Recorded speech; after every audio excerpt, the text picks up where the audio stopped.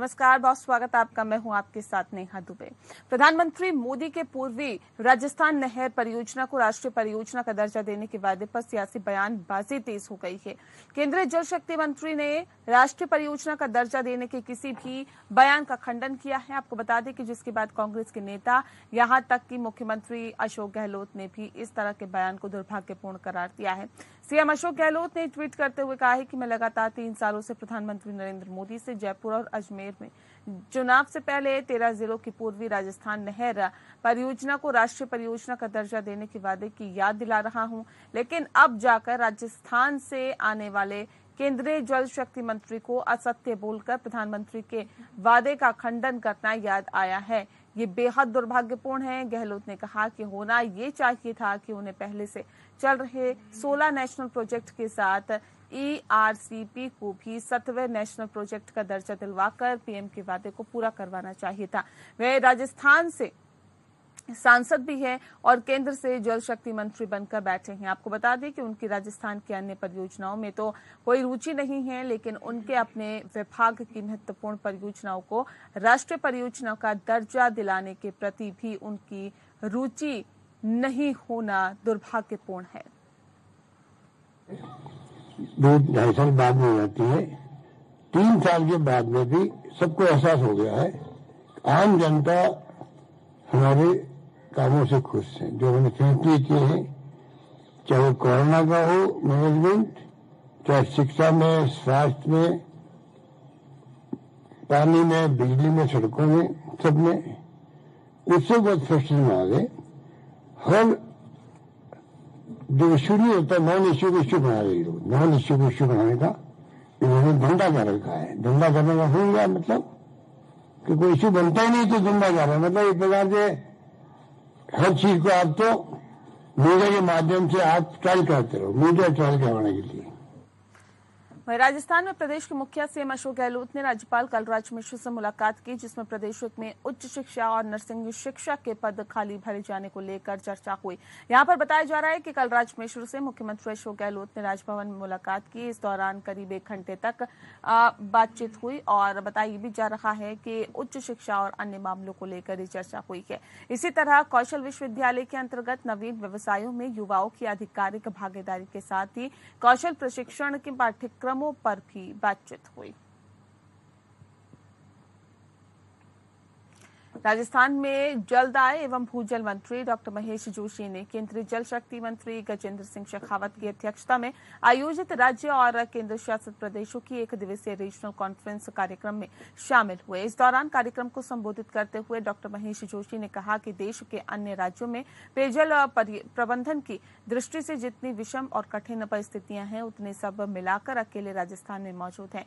इसे देखते हुए केंद्र सरकार जल जीवन मिशन में 90.10 की फंडिंग पैटर्न की राजस्थान की बहुप्रतीक्षित और जायज मांग को शीघ्रता से पूरा करे। आगे उन्होंने प्रदेश की जनता के हितों की पुरजोर पैरवी करते हुए केंद्रीय जल शक्ति मंत्री से ईस्टर्न कैनाल और परवन सिंचाई परियोजना को राष्ट्रीय दर्जा दिलाने का भी आग्रह किया।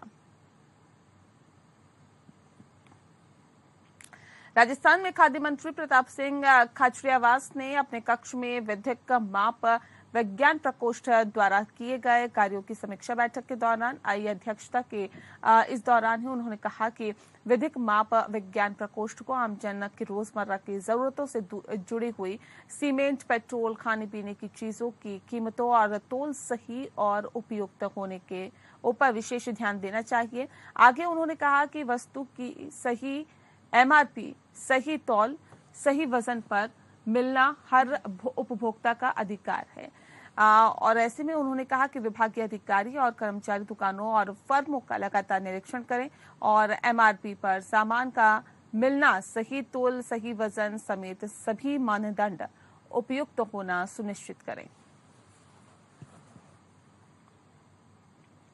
राजस्थान के आरामपुरा नाका में अग्नि रोकथाम कार्यशाला का आयोजन किया गया। बताइए भी जा रहा है कि इस दौरान उपवन संरक्षक डॉक्टर टी मोहन राज के मार्गदर्शन में Vedanta Hindustan Zinc Limited Chanderiya Chittorgarh team द्वारा अग्नि रोकथाम कार्यशाला में आग के प्रकार की जानकारी की गई है। साथ ही उन्होंने जानकारी देते हुए बताया है कि आग को किस प्रकार रोका जा सकता है, इसकी जानकारी फील्ड में प्रायोगिक रूप से बताया है। साथ ही आग से बचाव के उपाय और रेस्क्यू किस तरीके से किया जा सकता है और कोई आग से जल जाता है तो उसे किस तरह से प्राथमिक उपचार किया जाए, इससे जुड़ी जानकारी भी दी गई। राजस्थान के अलवर कांकर के दुर्गा माता मंदिर में अष्टमी के दिन श्रद्धालुओं की भारी भीड़ देखी गई है। यहां पर मंदिर परिसर में पहुंचकर श्रद्धालुओं ने माता रानी की पूजा अर्चना की। यहां पर आए दिन श्रद्धालु यहां पहुंचते हैं और यहां पर आए श्रद्धालु दूर दूर से आते हैं और धूप में लंबी लाइनों में लगकर अपनी बारी का इंतजार करते हैं। कोरोना काल के बाद मंदिर के द्वार अब की बार चैत्र नवरात्रों को खोले हैं और दूर से ही श्रद्धालु यहां पर पहुंच रहे हैं। 2 साल बाद दुर्गा माता का दोबारा से मेला इस वर्ष भी हर वर्ष की भांति भर रहा है और रात के जागरण होता है। जागरण के बाद रात के 12 बजे बाद यहाँ भीड़ बढ़ना शुरू हो जाती है। बाहर तक के यात्री दिल्ली और आसपास के क्षेत्र के लोग भी यहाँ याद देने के लिए आते हैं। मतलब किस चीज की याद देते हैं? माता दुर्गा मंदिर पर अपनी। वहीं राजस्थान के कल्याणपुर पुलिया के पास एक भीषण सड़क हादसा हो गया। बता दें कि जिसमें एक की मौके पर ही मौत हो गई जबकि दर्जन भर लोग घायल हो गए हैं और जिसके बाद सभी को घायलों को अस्पताल में भर्ती करा दिया गया है। यहां पर बताया भी जा रहा है कि एक कार और कंटेनर की आपस में जोरदार टक्कर हो गई। मौत की सूचना होते ही परिजनों में कोहराम मच गया। फिलहाल सूचना पर पहुंचे पुलिस मामला दर्ज कर पूरे मामले की तफ्तीश में जुट गई है।